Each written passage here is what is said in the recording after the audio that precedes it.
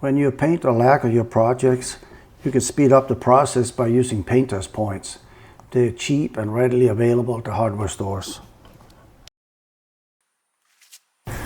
As you can tell, I've used these a lot.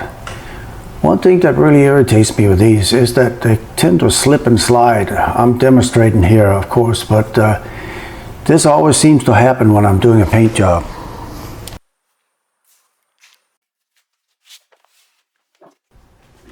There's a better way. Why not take advantage of the holes in your Festool multifunction table or your Paulk bench? Obviously you want to protect the bench with some construction paper, which I'm doing here. Hey, how about subscribing?